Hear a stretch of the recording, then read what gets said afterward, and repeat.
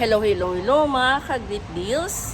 Ang inyong lingkod, Melissa Baradero ng Mitsubishi Picabad Santos. Nandito naman po ang inyong lingkod.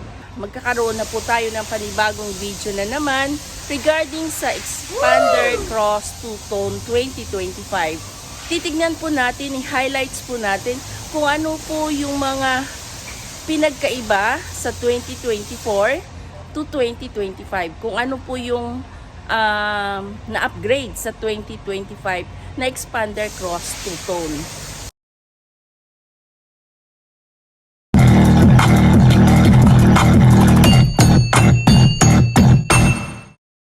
Ito na po ngayon ang 2025 Expander Cross 2025 Two-Tone.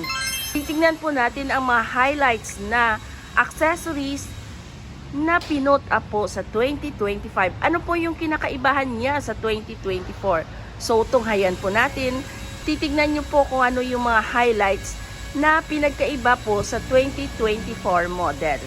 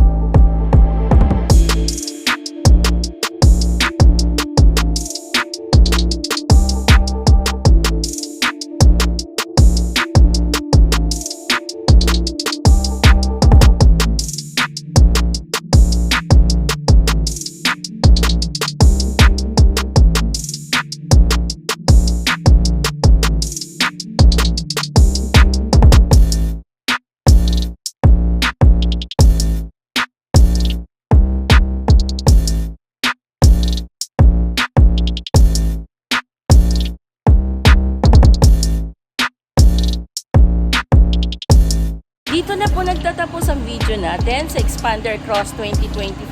Kung ano po, inilagay ko po sa sa kung ano po yung mga kinaibahan ng 2025 model na expander cross. Like and subscribe and hit the notification bell or message lang po ako, Melissa Baradero Great Deals. Please like and subscribe and hit the notification bell and follow nyo lang po ako or message or much better po tawagan nyo po ako sa 0945-847-0886 or sa 0961-4121.